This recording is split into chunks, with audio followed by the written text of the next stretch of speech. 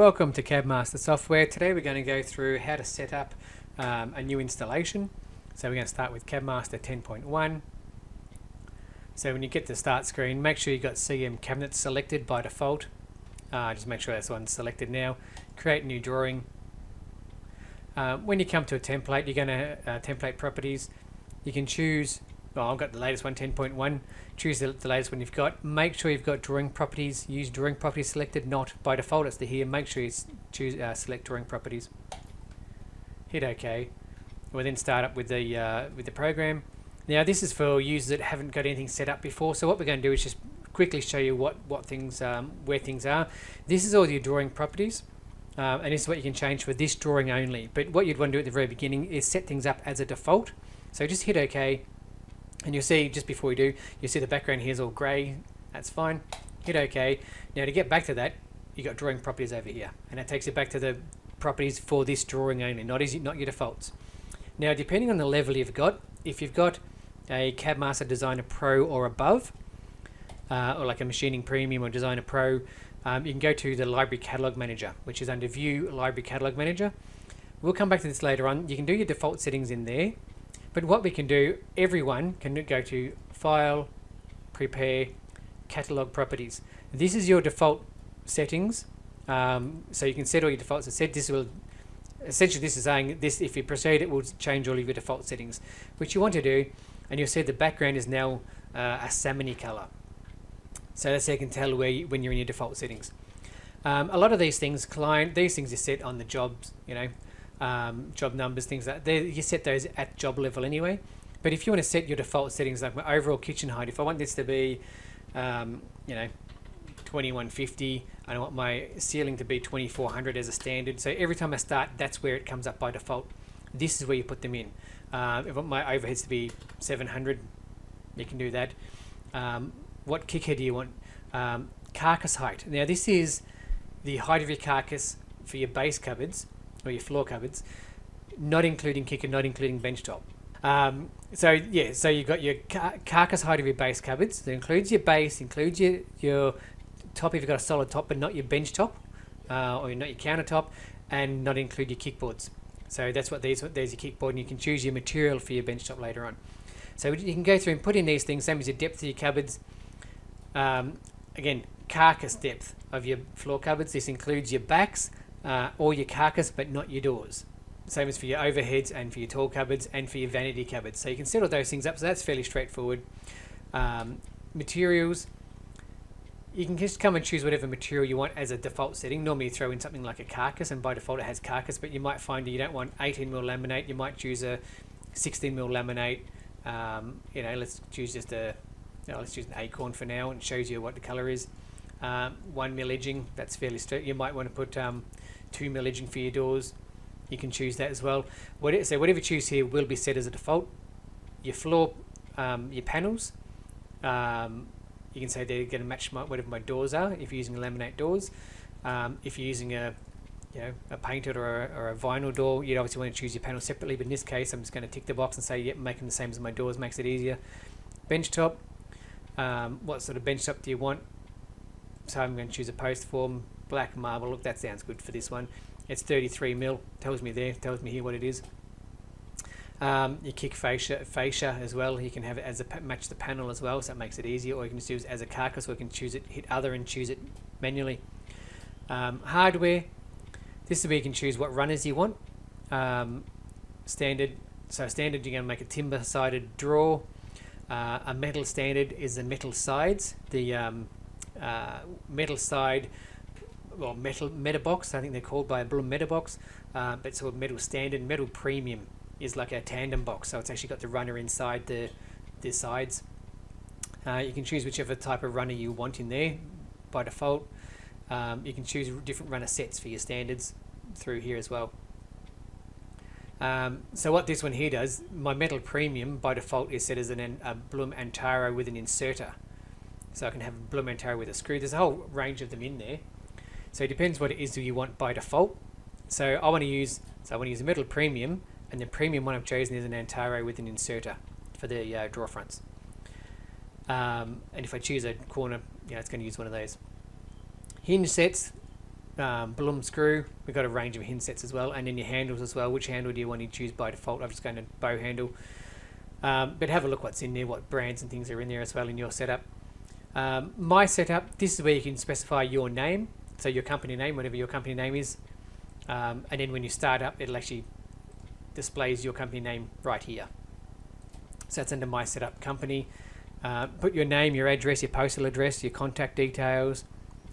There's not a whole lot to set up through here, so there's a lot of things that we can actually jump through. You can have a look in here and see if there's anything you want to set up. You can put in a business number, an ABN or a business number. What we're trying to do now is just get this up and running so you can start doing some drawings. So most of these things are fairly straightforward. You can leave most of those alone. Same as your display settings. This is just things like how do I want to actually view, what do I want to see door swing on the planes, things like that. Most of those you can leave as default for now because they don't have any effect on the actual drawing. Where you do need to go through is your construction, because if you get your construction's not set up correctly, if you don't want to do a cutting list, then you're going to find things that are wrong size. If you have your backs between end instead of pinned on or something like that, obviously your parts are going to be wrong dimensions. So this is critical to get right dimensions if you want a cutting list. So this is where you go, how do I construct my ends? For the base cupboards, do I extend my ends to floor? Do they sit above the base of the cupboard? Do they go below the base? Or are they just a standard ends on the ends? So you can, how do you want to do that? Same as your overheads, I can say they're above the bottom or below the top, so I can have my top go all the way across. Same as the overheads. Occasionally you have your overheads. You can have the bottom. Depends on how you want to do the base. Are you putting a scene panel underneath them, or are you just going to have the actual bottom going straight the way through? Same as your tall cupboards. My backs, are they pinned on? Are they between the ends? So if it says between the ends, are they full height or they sit below the top? And what's configuration? Have a read of what they say, and it explains. It's above the bottom and flush with top, below top and flush with bottom, below top and above bottom. So that one there, the backs are completely inset. So it's between the ends and below the top and above the bottom. So the back is completely inset inside. Pinned on is fairly common. Do I have a gap between the cabinet and wall? Not generally on standard cupboards, but on corner cupboards, which is down here, construction corner. Yes, you would have some void behind your cupboards quite often. So what do you want to have in there? Now from overhead, same question for overhead, same question for the tall cupboards as well. Shelves, what shelf setback do I have? On standard shelf, you set 10mm back. Again, what settings do you have in there? Gap from either side, if it's an adjustable shelf, so have 1mm either side. Depending on if you're using the what sort of shelf supports you're using, on if you have a 1mm gap, if you have a larger, it's a 5mm gap for the big ones. What are you using? What setback do you want? Same as sometimes in your tall cupboard, you might have a 50mm setback, depending on the construction of your cupboards. These ones here, minimum space between shelves. This tells me if I have a standard base cupboard, if I make that 400 between shelves, I won't get a shelf. There won't be a gap big enough to fit in a shelf. If I make that 400, there'll be no shelves in my base cupboards because I've only got 730 between the for my carcass height. I can't have a 400 gap or bigger to fit a shelf into it. So if you go for 350, you'll end up with one shelf. Same as with the overheads, you might find it at 400. At 400, you won't get a shelf in your overheads. But in tall cupboards, you might want a few less shelves. So you can always adjust the shelves anyway. But this is just standard. What you want is a standard. And then next one, rail. Do I want a rail in my base cupboards? I can have a solid top or a rail. I can have that front or back or front and back. Is it sit flat on the cupboard or does it sit on the edge, the rail? How thick is it? Or how wide is it? So 80mm wide. If I've got ply backs, I can put a hanging rail in the back of my cupboards as well. Do I have how many do I want? One at the top. So if I have one, it puts one at the top. 2 puts one top and bottom, and 3 puts one top, bottom, and middle. And is it in front of the back or behind the back? So where do you want the rail to actually sit? So there's lots of questions like this, and then how wide do you want the rail to be? Again, as you go through them, just go through these settings. Most of them make a bit of sense anyway. And this is where you've got, so if you just bought CabMaster, you've got support. You can do this yourself by setting it up and following this guide. If you're not sure how to do it, give support a call. That's what we're there for. Generally, we're going to come and set this up for you anyway, but if you just want to get going in the beginning, you're welcome to come and do this as well. Gaps on top of my doors. So these are my base cupboards again. So you quite often have a 3mm gap between your door and your bench top. Gap left and right. So if two cupboards actually go together, you're going to have a 2mm gap between your cupboards. Where you've got a 2mm gap here, which is if I've got a 2-door cupboard, I've got 2mm between my doors and the mill either side. So I put two cupboards together, 2mm gap between the doors and 2mm gap between the cupboards. Same thing on the overhead cabinets and the tall cabinets. Now occasionally you want to hang your doors down on your overheads. That's easy. You just go a -16 or a -20, or how far do you want to hang the doors down. You can put in positives and negatives in any of these areas as well. So that'll hang your doors down by 16mm. Miscellaneous, generally leave this one alone. Bottoms, you can raise the bottom inside a cabinet. They're not overly commonly used, and draw dust panels, again, not overly common. Have a play with them if you want.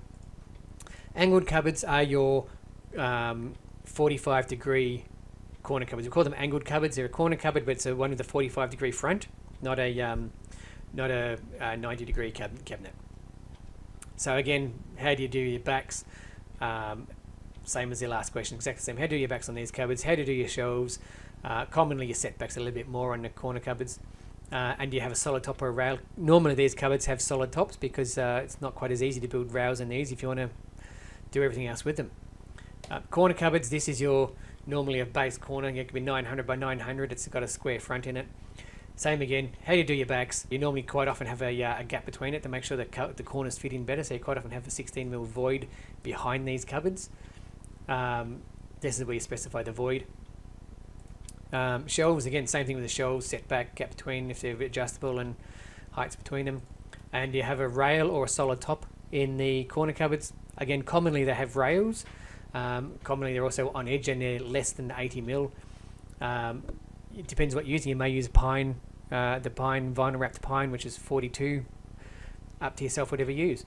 Wardrobes we don't generally play with here, because if you do a wardrobe you can just go and make them all anyway.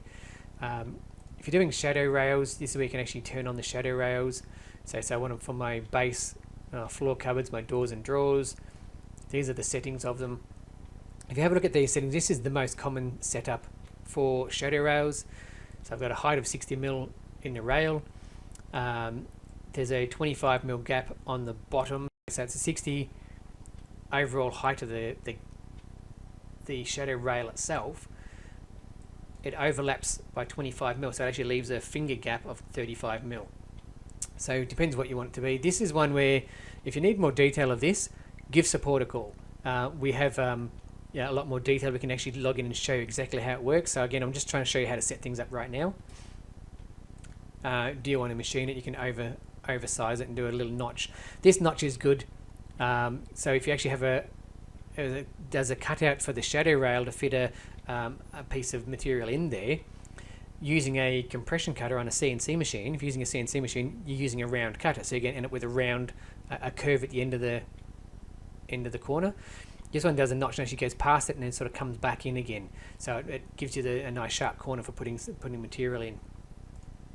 And then you can angle your doors and things like that as well. Material advanced, this is letting you control the material of every piece. I think stretch the page a bit bigger. You can see every and it shows you pictures of what they are. That's my carcass material. You can change a carcass for each part if you want. So if you want to do apply back, for example, I would choose that for each part and say all my parts stay normal apart from my backs, which is a different material on it. Carcass edging, doors, what door material do you want, how do you want them edged, which side do you want everything edged on. Normally doors go all the way around. Options for doors. Again, not a lot has to go through here. Panel material, bench top, you've set your defaults up under job setup anyway, under material. This is just a lot much more advanced materials. I possibly wouldn't come in here unless you had to. Same with hardware. You've already specified this. What we've got is a simpler way under job setup, makes it get it up and running. This is much more detailed when you come in here and how to adjust things, hinge sets and legs and all those sorts of things, door handles. You've set all those up anyway. I wouldn't be coming in here just to get things up and running. If you've got a package CabMaster Designer 3D or a Designer CL and even a Designer Pro, that's as far as you need to go to get things set up and running. Then you can start drawing from this point onwards. If you've got a Designer Premium or CabMaster Extra, you've got these machining pages. So these door handles, this report, these are set up by default. Pricing, you don't need pricing to set up at the very beginning. That's much more advanced, so we'll do that another time. That needs to be done with a technician. But if you've got a premium software, you then got all the machining pages. And this is where you can specify where things actually go. Do I screw things together? Do they go do all my backs go to a flatbed? Are they screwed? Are they camped, nailed, tongue and groove, or with a cam bolt? How do I actually want to assemble these things? If you're not sure and you don't want to drill any holes, you can choose other, and it just removes all the holes. It says I've got another way to do it. I'm not going to send any machining out. Again, if you're not sure, leave that alone. There's a whole lot of things through here where you can actually go through where do you output, what tool diameters do you want to use, how deep do I want to go through when I drill screw holes, which face do I actually want to machine things. So I do the back from the inside of the cabinet, or do I drill my back from the outside of the cabinet? Same as hinging, what offsets, when do I go for 3 hinges, 4 hinges, 5 hinges? These come out of the book. Again, by default, it works. It's pretty generic. If you want to change it, fantastic. Most of these settings in here get a lot more in depth. Unless you really know what you're doing, wait for a tech to come and help you. But again, if you want to just get up and running and have a play with it, this will all work. Benchtop cutouts, if you want to actually do connections for benchtop supports. So how many supports do you want in the back of each cupboard? Normally you just put that thing together, put them together, screw them together when you're putting assembling the cupboards. You wouldn't normally pre-drill for those things, but some people like to. If you've got cutouts and cutouts in your doors, if you want to add text or an edge label as well, if you want to know on the each part, you can put a zigzag or a straight line on which part is actually edged, so it shows you when you go look at a part how to edge it. And this one here, once you get into your machining parts, this is how far do I come in from my backs, how far do I come in from the edge to actually drill the first hole for if I'm going to screw them together. I come in 60 mil. 60 mil from the top, 60 mil from the bottom, and every 300 mil I'll put a hole, or evenly spaced within 300 mils. If you've got chamfer corn, if you want to rebate, same thing again, top of my base cupboards, I've got 3 holes, comes in 80 and 80 from the front, 80 from the back. If the cupboard's less than 300, I'm going to have 2 holes and it's going to come in 50 and 50. Same thing for your overhead, same thing for your tall cupboards. That's your tops, here's your bottoms. So yeah, assembling the ends to the tops and then the ends to the bottoms and then the backs to the bottoms. So this is what these ones here are for. Special holes, you wouldn't be using them from the beginning. Again, system tables, I wouldn't be playing with those. And kickers, if you want to change something with your kicker. Again, for generic setup, I wouldn't be going near these things. Let's just get it up and running. Shelves and mullions. If I have a corner radius in a shelf, how big a radius do I want in the middle of the corner shelf? This is critical relative to the setback of the shelf. If you've only got a 20 mil setback and you've got a 50 mil radius, the doors are going to hit the middle of the radius. So you need to bring this one much tighter. If you bring this much tighter, if you have a short setback from your corner cupboard shelves, you need this tighter, but the problem is it's much harder to edge. So do you finish it on your saw, because you can't cut perfect squares on a CNC machine because you're using round tools. So you can have a tight one and just finish it out with either chisel or on your saw to give you a sharp edge and just put 2 straight pieces of edging in there. Or you can put a bigger radius and do a bigger setback. Again, how do you assemble? It's up to you, but you need to make sure you get this one right relative to your shelf setback for this cabinet. Spacing for adjustable shelf holes. If you've got multi-bore on your CNC machine, they're 32 mil. Always 32 mil. If you're doing it manually, generally they're 32 mil. Some people set them at 50. You can specify that. If you do adjustable shelf holes in banks, how many holes do you have? Some people have 3. Some people have, again, commonly it's 5. Some people go for 3 at 50 mil, depending on what setup you've got and how you actually do those things. If you're going for continuous shelf holes, gap from the top, gap from the bottom of the ends. So how far up and how far down do you come? So it's from the top, there from the bottom. Again, floor, wall, and tall. There's these 3 different settings through here. So you could do floor, base pantry and overhead cupboards separately from each other as well. Adjustable shelves. Again, most of these things I wouldn't touch. This is how far in they come. Gang of drills from the front and from the back. These are fairly straightforward. Doesn't make a huge difference with these. So again, floor, wall, tall. How far do you come in from the back and from the front? And if the cabinet is less than 200, how far do you want to come in from them? So for example, this one is a shaving cupboard. Shaving cupboards for overheads, 100, 120 mil deep. How far in do you want to come? This might end up being at 25 and 25, or even less, 20 and 20, depending on the size of the cabinet you actually use. So you can change these sorts of things as well, and tall overheads as well. If you've got a fixed shelf, again, how many holes do you want? Distance in from the front and back, floor, wall, tall. Same questions as before as well. So, and if you've got a mullion, how many holes do you want? Do you want one hole in the middle? Do you want two holes? Again, how wide is your mullion? Where do you need the distance come in from front and back of the mullion? So you've got an 80 mil, come in 25 from the front, 25 from the back, gives you 30 mil between. That's generally the best spacing with an 80 mil mullion. That seems to work fine as well. If you're going for tongue and groove, or you want to do dovetail drawers, these are things I would highly recommend speaking to a technician about. If you've got auto labeling, you need a technician to set it up anyway, so I wouldn't worry about those things for today. You can run QR codes on the stickers. Again, that's something that needs to be set up with a technician, so you can scan the QR codes on all your parts when they come off your CNC. It's a very clever idea, works very well, but I'd get a technician set up for you just so things are set up correctly. There's some things, construction and things are quite relatively easy. When you get into, say, auto labeling, the machine takes a lot to set it up. I would leave those things for a tech. Same as my extensions, that's an advanced area that we can add things in for you if you want to do something special. We've got some special reports and things in there, so we can output to DoorMaster or we can output to other applications, but we generally write them. They're much more advanced, so it's not something you're going to do on your first day of setup. So once you've gone through those things, so the main things, you can go through your job setup, construction standard, construction angled, construction corner, maybe your shadow rails. That's possibly all I would do. That's all the ones I would actually do for the general setup for the designer packages. And I go through machining general, machining parts, machining shelf. Those three there are the ones I do for the machining premium and extra packages. Once you've done those, you can hit OK, and that's going to save your defaults. But before you can do it, close the program. It says you want to save the drawing. No, because you haven't actually done a drawing.